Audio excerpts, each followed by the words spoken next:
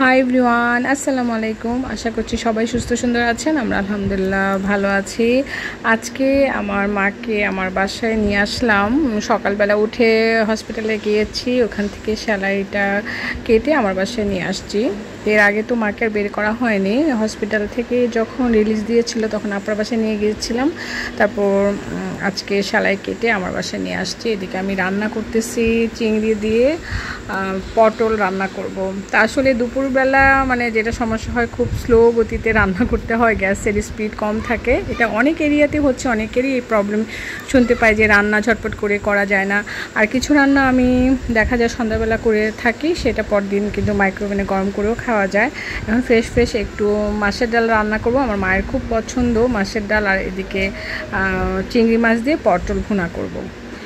আসলে মায়েরও কষ্ট, পাশাপাশি আমাদের সবারই টেনশন, সবারই কষ্ট হচ্ছে। আমরা সবাই মিলেমিশে কষ্ট করতেছি। তারপর আল্লাহর কাছে অনেক অনেক শুকরিয়া, আমার মা এখন মোটামুটি ভালো আছে। তবে মানে কষ্ট পাচ্ছে, পেন থাকে প্রতিদিনই, ওনাকে সাপোজিটা দিতে হচ্ছে, নয়তো পেন কিলার খাওয়াতে হচ্ছে।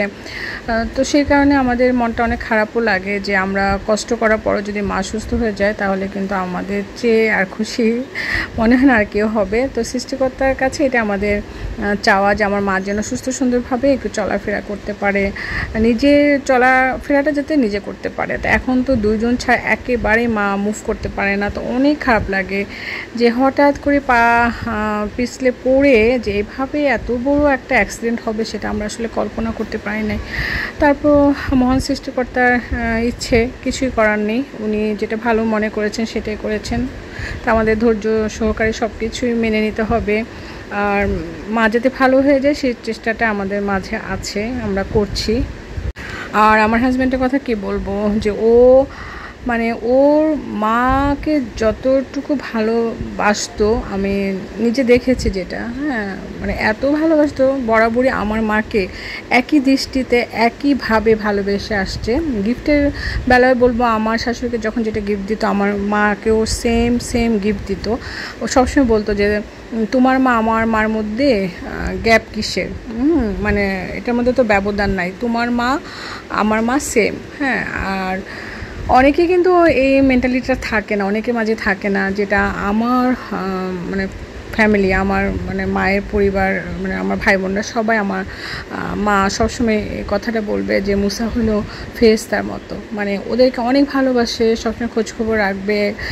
মানে এইভাবে মানে এতটা মেন্টালিটি কিন্তু সবার মাঝে থাকে না, অনেকেই আছেন, অনেকে হয়তো এর চেয়েও ভালো আছেন। তখন আমার মনে হয় যে এর চেয়ে বেশি কেউ করতে পারবে কিনা সেটা আমার আসলে জানা নেই। আমি বরাবরই দেখে আসছি একই দৃষ্টিতে আমার পরিবার, আমার মাকে আমার হাজব্যান্ড দেখে আসছে। সেই কারণে আল্লাহ ওকে ভালো রাখুক। আমার সবসময় দোয়া, আমার পরিবারের দিক থেকে সবসময় চাই আমার হাজব্যান্ড যাতে সবসময় সুস্থ সুন্দর থাকে, ভালো থাকে, আর সবসময় ভালোবাসাটা পেয়ে আসছে। আর দোয়াটাই সবচেয়ে বড় কথা, টাকা দিয়েও কিন্তু দোয়া কেনা যায় না। এখন মা বেঁচে আছে, মায়ের দোয়াটা কিন্তু আমাদের বেশি কাজে লাগবে। আগে শাশুড়ি ছিলেন, বাবা ছিলেন, শ্বশুর ছিলেন, অনেক দোয়া পেতাম। এখন শুধু একমাত্র মা আছে মুরব্বি, ওনার দোয়াতেই কিন্তু ভালো আছি। উনি চলে গেলে কিন্তু আমাদের দোয়ার দরজা বন্ধ হয়ে যাবে। এরপর কে আমাদের জন্য মনে প্রাণে এইভাবে দোয়া করবে বলেন? মায়ের দোয়া সন্তানদের উপর একদম ডিরেক্টলি কিন্তু লেগে যায়, আমরা পেয়ে থাকি। সেটা অনেকেই বোঝে না, অনেকে বুঝতেও চায় না। তা আমার সবসময় বিশ্বাস যে আমি আমার মায়ের, বাবার, মুরব্বিদের দোয়াতেই আজও আমি অনেক ভালো আছি। এই বিশ্বাসটা আমার মাঝে আছে। আর মা ছাড়া আমাদের কেউ নেই, একমাত্র মাই আছেন আমাদের মুরব্বি, একমাত্র মানে ভালোবাসার মানুষ। এই বয়সে এসে উনি এত কষ্ট পাচ্ছেন সেটা আমরা আসলে মেনে নিতে পারছি না। সেজন্য আমাদের আসলে অনেক খারাপ লাগে যে মা এখন এসে এত কষ্ট পাচ্ছেন, যে আমরা যতটাই কষ্ট করি না কেন উনি যে কষ্টটা পাচ্ছেন সেটা কিন্তু উনি কারোর সঙ্গে শেয়ার করতে পারছেন না। মানে আমরাও মানে মার কষ্টটা কিন্তু নিতে পারতেছি না, তাই না? কথা বলতে বলতে আমার চিংড়ি দিয়ে পটল ভুনা হয়ে গেছে। কে আপনারা এই পটল দিয়ে চিংড়ি ভুনা পছন্দ করেন অবশ্যই কমেন্টস করে জানাবেন। পাশাপাশি আমি চিংড়ি মাছ দিয়ে মাছের ডাল রান্না করেছি। আর গতকালে আমার গরু মাংস ভুনা আছে আর মাছ রান্না আছে, সেটা দিয়ে মিলেমিশে এখন সবাই খেয়ে ফেলবো। মায়েরও রেস্টের দরকার, মা ড্রয়িং রুমে অনেকক্ষণ থেকে বসে আছেন, তো ক্যামেরা তো আসলে ওইভাবে ভিডিও করি না, মা অত একটা লাইক করে না, চান না, উনি কষ্ট পান, তারপর একটু একটু কিন্তু আমি করেই ফেলি যে আপনাদের সঙ্গে শেয়ার করার জন্য। মাকে বলি মা একটু করে করি, সমস্যা নাই, তারপরও মা যাতে না দেখে আড়াল করে লুকিয়ে কিন্তু আমি একটু করে ফেলি ভিডিওটা। মানে আসলে না করলে তো আপনাদের সঙ্গে শেয়ার করতে পারবো না। অন্ধকার অন্ধকার ডাব নিয়ে সিরিয়াস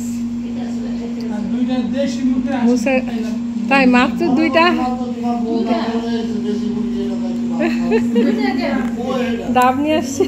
মুসা যে জ্বর দেখা বলে আগে আর মুসা ডাব খাই করছে, দেশি দুইটা মুরগি পাইছ,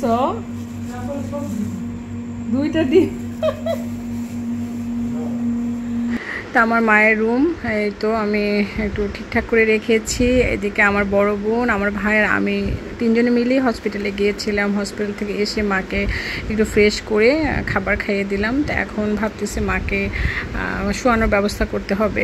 অনেক মানে রাশ ছিল হসপিটালে, অনেকক্ষণ বসেছিল, বসতে বসতে একদম কোমরে ব্যথা হয়ে গেছে, শোয়াইলে একদম ঘুমায় পড়বে, সেই জন্য মানে ঘুমাতে দেয়নি, ড্রয়িং রুমে বসানো হয়েছিল অনেকক্ষণ। তো এই যে এখন দেখেন ধরে ধরে নিয়ে আসছি, লাইট অফ, অন্ধকার মধ্যে আমি মানে পেছন থেকে লুকিয়ে লুকিয়ে একটু ভিডিও করেছি আপনাদের সঙ্গে শেয়ার করার জন্য। অবশ্যই আপনারা আমার মায়ের জন্য অনেক অনেক অনেক দোয়া করবেন, আমার মার জন্য যতদিন বেঁচে থাকে সুস্থ সুন্দরভাবে, মানে পায়ে ব্যথা না থাকে, সুন্দরভাবে চলতে পারে, মানে নিজে চলাটা নিজে চলতে পারে, মানে সেই দোয়াটা আপনাদের কাছে চাই। এই তো মা রেস্ট নিচ্ছে, আমরাও রেস্ট নেবো, আমাদেরও খুব টায়ার্ড লাগতেছে, সকাল সকাল হসপিটালে গেলাম, এখন একদম বিকেল হয়ে গেছে। সবাই ভালো থাকবেন, আবারও দেখা হচ্ছে, আল্লাহ হাফেজ।